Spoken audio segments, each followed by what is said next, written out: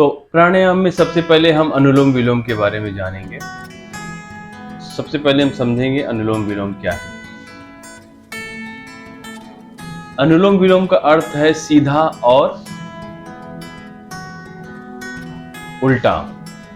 अनुलोम माने सीधा, विलोम माने उल्टा। यहाँ पर सीधा का अर्थ है नासिका का, नाक का दाहिना छिद्र, और उल्टा का अर्थ है नाक का बायां छिद्र। अर्थात अनुलोम विलोम प्राणायाम में नाक में दाएं छिद्र से श्वास खींचते हैं और बाएं छिद्र से श्वास बाहर निकालते हैं। इस तरह यदि नाक के बाएं छिद्र से सांस खींचते हैं तो नाक के दाहिने छिद्र से सांस को बाहर निकालते हैं। तो अनुलोम विलोम प्राणायाम को कुछ योगी गण नाड़ी शोधन प्राणायाम भी कहते हैं। उनके अनुसार इसके नियमित अभ्यास करने से शरीर के समस्त नाड़ियों का शोधन होता है। यदि वे स्वच्छ और निरोग बनी रहती है, इस प्राणायाम से अभ्यासी को वृद्धावस्था में भी गांठिया, जोड़ों में दर्द व सूजन आदि शिकायतें नहीं होती है। अनुलोम विलोम प्राणायाम करते समय यदि नासिका के सामने आटे जैसी महीन वस्तु रख दी जाए तो वह पूरक व रेचक करते समय वह अंदर जाए और न अपने स्थान से उड़े। अर्थात सांस की गति इतनी सहज होनी चाहिए कि प्राणायाम को करते समय स्वयं को भी आवाज न सुनाई पड़े। तो इसकी विधि समझते सबसे पहले आप कोई भी एक आसन में बैठ जाइए। अर्ध पद्मासन, पूर्ण पद्मासन, सुखासन, वज्रासन, स्थिर सुखमासन, जिसमें आप स्थिरता से बैठे वही एक आसन है। उसमें बैठकर आप अपने प्राणायाम को कर सकते हैं, अनुलोम विलोम को कर सकते हैं। तो सुखासन में ही बैठ जाएंगे या अर्ध पद्मासन में बैठ जाएंगे और हाथ कोई भी एक मुद्रा लगा लीजिएगा या समान मुद्रा लगा के आप सीधा एल्बो उठाइएगा और फर्स्ट फिंगर उठा के अब बाईं नासिका से मेल हमेशा दाहिनी तरफ लेंगे, फीमेल बाईं तरफ से। बाईं नासिका से श्वास को अंदर की तरफ खींचेंगे। 4 काउंट गिनती भरते हुए श्वास को लीजिए और होल्ड करिए इसे, और 8 गिनती श्वास को बाहर निकालिए।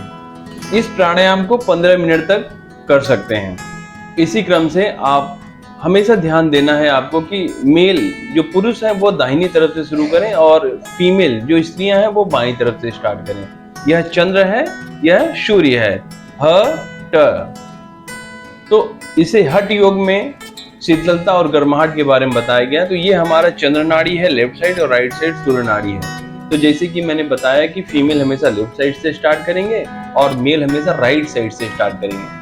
तो सबसे पहले हमें फर्स्ट फिंगर को नहीं यूज करना है मित्रों। अगर आप इस फिंगर को यूज करते तो यह मुद्रा गलत लग जाएगा। आप देखते होंगे कि इस फिंगर को अगर आप पंपकिन है, भोपला है, या उसे अवधी भाषा में कोहड़ा बोलते हैं, अगर आप उस पंपकिन को ऐसे फिंगर से दिखाएंगे तो सूख जाता है। तो इतना निगेटिव ऊर्जा इससे क्रिएट होता है। तो इसके लिए इसको उठा के रखेंगे और एल्बो सीधा उठाएंगे। शास्त्रों में बताया गया कि हमारे अंदर 3 नाड़ियां हैं, या गंगा, यमुना, सरस्वती। तो ईणा, पिंगला, सुषुम्ना नाड़ी। यदि हम एल्बो सीधा उठाते हैं तो सुषुम्ना नाड़ी द्वार खोलता है। इससे हमारे अंदर ज्ञान का स्रोत बढ़ता है। और हमेशा एल्बो उठा के रखेंगे। इसको उठा के करेंगे तभी सुषुम्ना नाड़ी को प्रभावित करेगा। आप देखते होंगे हमारे पूर्वज जो ऋषि मुनि थे वो एक लकड़ी रखते थे यहाँ पे और फिर एल्बो सीधा करके यह प्राणायाम प्रैक्टिस करते थे। अनुलोम विलोम या अदरवाइज कोई भी प्राणायाम करते थे तो इसी प्रकार वो करते थे। तो आइए इसके लाभ देखते हैं कि इसके क्या क्या लाभ हैं। इस प्राणायाम से रिब्स पूरी तरह फैलते हैं, लंग्स अच्छे ढंग से एक्सपांड होते हैं, फेफड़े बहुत शक्तिशाली होते हैं। सर्दी, जुकाम व दमा की शिकायतों से काफी हद तक बचाव होता है। हृदय बलवान होता है। गांठिया के लिए फायदेमंद है।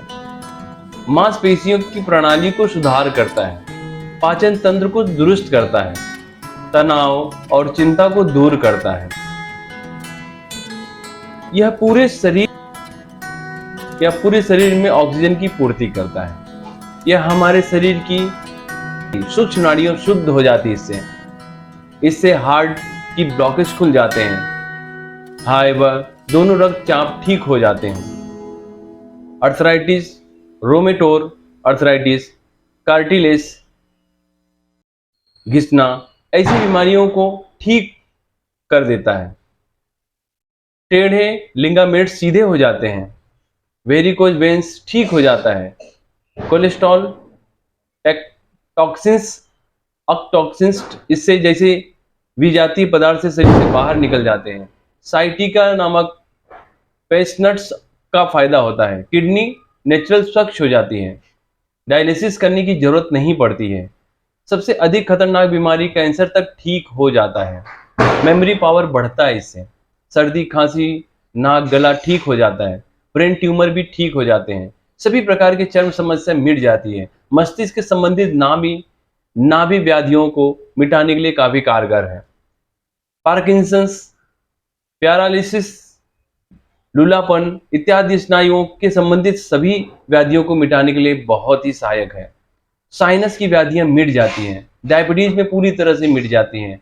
टॉन्सिल की व्याधि मिट जाती है। और वात पित्त का बैलेंस होता है। हमारे अंदर शीतल और गर्माहटता का बैलेंसिंग होता है। अब आइए इसकी सावधानियां जानते हैं।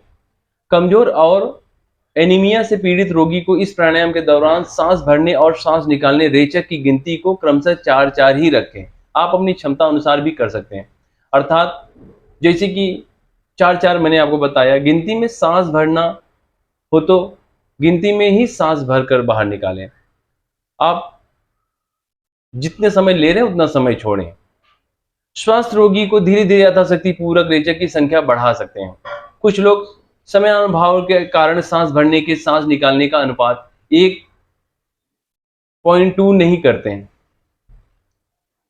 या नहीं रखते। वे बहुत तेजी से और जल्दी जल्दी सांस भरते हैं और निकालते हैं। इससे वातावरण में व्याध धूल धुआं जीवाणु वायरस सांस नली में पहुंचकर अनेक प्रकार के संक्रमण को पैदा करता है। तो इसलिए हमें यह इस सारी बातों पर ध्यान देकर ही प्राणायाम करें। हमारे अंदर प्राण कई प्रकार के हैं। प्राण अपान व्यान समान कूर्म धनंजय। अगर आप कॉन्शियस ब्रीथ करते हो, अपने ध्यान को अपने मूलाधार चक्र पर लगाकर यह प्राणायाम करते हो, तो आपके अंदर वह ऊर्जा क्रिएट होगा और श्वास संबंधी सारे विकार दूर हो जाएंगे। हमारे अंदर सब प्राण का अलग अलग कार्य है। प्राण अपान व्यान समान कूर्म धनंजय, जैसे मैंने प्राण के बारे में बताया। आप पलक झपका रहे हो तो यह भी एक प्राण के ही कारण झपका रहे हो। तो इसलिए हमें बड़ी सावधानी के साथ इस प्राणायाम को करना है और कॉन्शियस के साथ करना है। आप इसे शुरुआत में 2 मिनट 3 मिनट 5 मिनट 10 मिनट जितनी क्षमता हो सके आप कर सकते हैं और इस प्राणायाम के लाभ उठा सकते हैं। नमस्कार।